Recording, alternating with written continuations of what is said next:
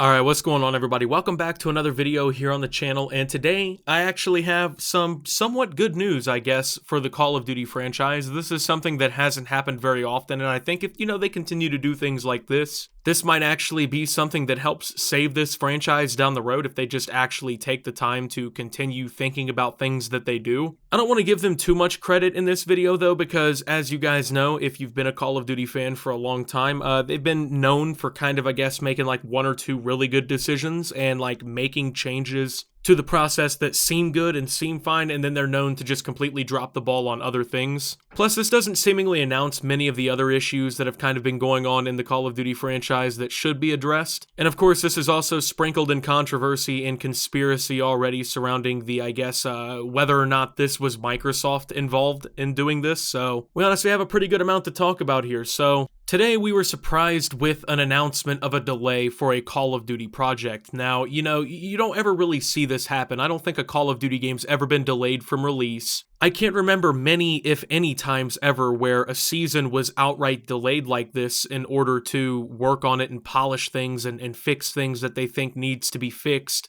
But Call of Duty came out with an announcement today. We've deployed a number of updates, but more needs to be done. Thank you for being patient while we delay the release of Season 2 in Vanguard and Warzone to prioritize ongoing work to balance and optimize your current gameplay experience. They claim that this delay will be rescheduled. The start will begin across Warzone and Vanguard on February 14th, 2022, and they will be fixing game stability, they will be addressing bugs, polishing the game for players, and delivering updates including optimizations to gameplay and game balance. These are things that people have been complaining about, so these are pretty decent updates if they actually do come out and work and they do kind of fix things. If you guys remember during World War II, which was Sledgehammer's last full project, and they were kind of like a second half studio then as well. Sledgehammer actually stepped up really big in World War II. It launched in a pretty bad state, which I think Vanguard, it launched pretty mediocre. Then after they made like some staff changes and things like that during the second half of the game's life cycle, they just sprung back to life, right? And they actually started doing things that fans wanted, making good changes and everything. And I don't know if that's what's going to happen here, but honestly, I think it's too late to really get me back involved in this game. But with this, it kind of gives a lot of people hope, right? Because like I said, you don't really see a lot of delays in the Call of Duty franchise. So the fact that they've even delayed this either spells doom for the upcoming content, or it means that it's actually going to be better. If it can be better, this would be a rare W for Call of Duty for sure. But there's already a lot of talk about this entire thing, man. People are kind of hypothesizing why this could be, as you guys probably know by now. Especially if you watched yesterday's video, Activision Blizzard was bought out by Microsoft for about $70 billion, which means that the Call of Duty franchise is now also going to be owned by Microsoft. So of course, considering the fact that this announcement came literally one day after the entire news of that broke, and Activision's stock shot up like 33% in a day or something like that, now they're announcing a very rare delay in Call of Duty's production. So of course people are kind of, conspiracizing about how this could be, whether or not Microsoft is involved in it. And I think that that's a pretty interesting perspective to talk about in this entire thing. So there's really only two scenarios here. Either Microsoft was involved in this decision or they weren't. Now, my gut tells me that they probably weren't. I don't think that they would have had enough time to fully plan this whole thing out, right? Like, unless they planned it before they made the purchase, which, it feels like that's a lot of resources to dedicate to something you may not even be able to do. Sounds like something you would probably want to do after you actually have confirmed that the purchase will happen, but I don't see them doing that, so I think that it's a little early for Microsoft to be involved. But if it does mean that they're involved, and I guess this whole thing is, at Microsoft's whim, maybe they're trying to make Call of Duty better, they want better products going forward, that really can only be good news, man. I mean, I think that Microsoft's purchase might be good for some of these Activision titles anyway, but if they actually do start getting, a little bit more hands-on in the development of Call of Duty, that would be huge, man. I feel like most people, especially people who've played the franchise for a decently long period of time, for me it's been well over a decade, you kind of know that the last few Call of Duty games, they really just kind of dropped the ball. I mean, Modern Warfare 2019, a lot of people like. I thought it was pretty mediocre. It could have been better, definitely could have been worse. I didn't really like Black Ops Cold War, to be honest. I played it like 4 months out of the entire cycle, and I haven't even downloaded it probably in well over half a year. Warzone is...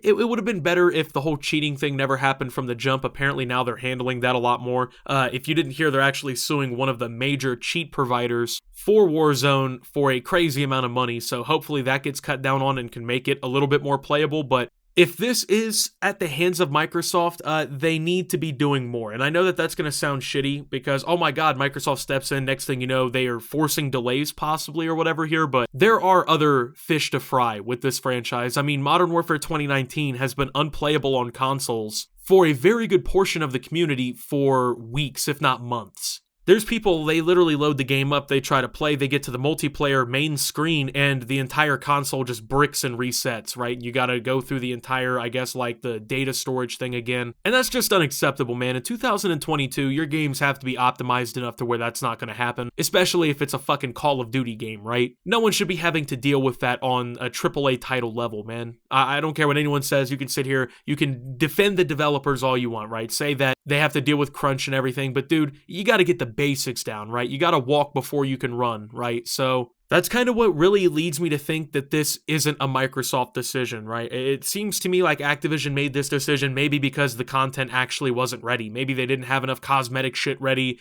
to fill the store up in the battle pass and everything, right? Maybe it's just not coming together. The project's not working the way that they wanted it to. I don't know what the case may be, but it seems very unlikely that Microsoft was involved. It just seems too soon for all of that to be happening. I'm not totally sure about it. So, I mean, what does it mean, right? Is this going to be a new constant going forward, or is this a one-off? Well, once again, it really is only two situations that can happen from this, right? Either they do keep doing this and they make better products and everything, or they don't, and, you know, this is just another random dart thrown blindfolded that gets a bullseye. Activision looks pretty good for the next 5 minutes, and then, of course, they find a way to fuck it up, right? Like, that's a very, very plausible opportunity here, I guess. Definitely would not be the first time that Activision and the COD developers have disappointed everybody with that, but if this is a new constant, this is exactly what this franchise needs. I mean, people have been saying for years now, right? Call of Duty, they need to just slow it down, man, and stop trying to be Fortnite. Constant updates, you know, gotta bring something new to the shop every single day, right? Like, that's the new trend in gaming, I get it, but if they'd focus more on the actual product and the actual gameplay, the actual maps, the weapon balancing, all of these things, right, it would be so much better for the franchise down the road because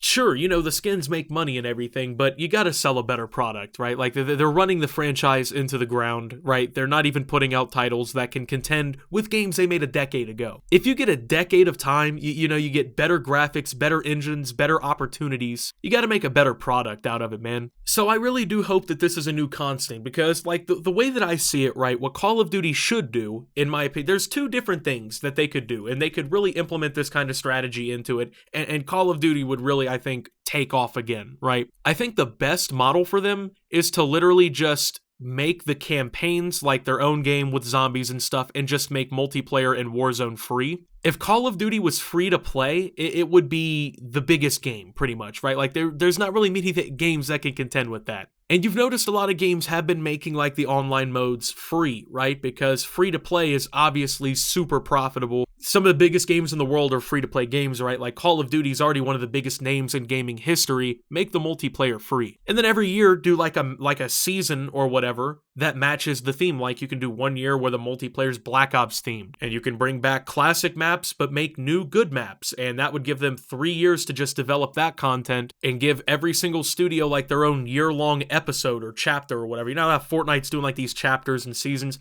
Do something like that. If Call of Duty's campaign in zombies was like $40, people would still buy that. And they probably would make more money. And it, I think, would also really help the game in terms of what they can actually do. And it would give them enough time to actually work on things and get things fixed up so they don't have to, I guess, push these insane deadlines or anything like that. So honestly, if they wanted to push it to where each studio gets like a year and a half or 2 years, I don't even mind that, to be honest. If it means better content, extend the time, I don't care, but Call of Duty needs to stop coming out every single year in November because they just can't keep up the quality they need to compete in terms of like the multiplayer that they could have back in the day. I mean, gaming's just changed way too much, and Call of Duty, it's kind of just riding a dead horse model. Free-to-play games, you know, they're not worried about coming out every single year because no matter what, they're still going to be popular, right? You don't have to worry about retaining your player base with Black Ops 37, Woods and Ghost meet and fart on Captain Shepard, right? Like, you don't have to fucking do that and stretch all these storylines out and write them out for profit. It gives them more flexibility, right? They can actually be creative again, okay? Because they're just putting unrealistic guidelines and standards on themselves. Hey, we got to get a game out every single year, and now it's resulting into the point where Season 2 they have to delay. Just give these studios more time off the jump. It literally can't hurt. And that's what I'm really kind of hoping this Microsoft acquisition does more than anything, is kind of, I guess, lead Activision away from this point where they think they have to release COD, you know, every single year, 12 months after the next COD, put out this dog shit product, and then spend the rest of its life cycle fixing it up so it can be somewhat respectable. I'm hoping Microsoft can actually breathe fresh air into this company and get some of the people out who are responsible for the distractions and the crimes committed at this business so they can just kind of focus on actually developing good games again. I mean, they're already making the profit margins, man. It's time to stop making excuses for this company, guys. Like, they have all of the content that they need, right? Call of Duty already is a franchise that's big enough to survive. Let's be real, Battlefield took themselves out, okay? I think Battlefield 2042 genuinely has the potential to be a franchise killer. I can tell you easily that every single Battlefield fan that I personally know is already reserved about buying the next COD or the next Battlefield.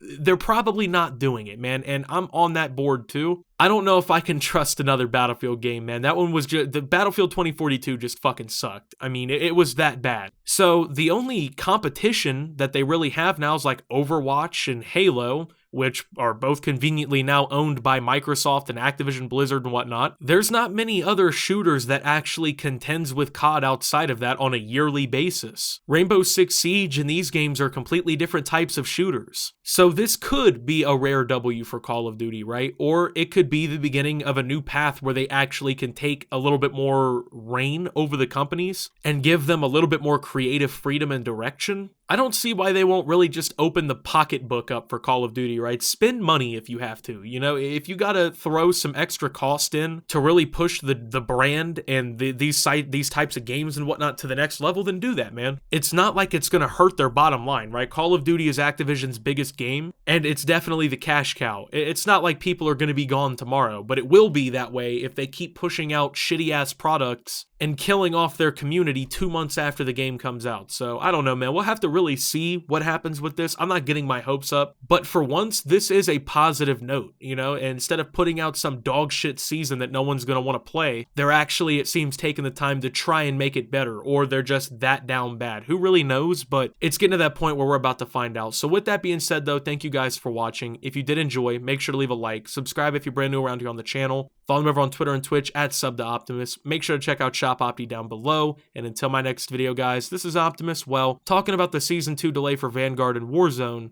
and signing out.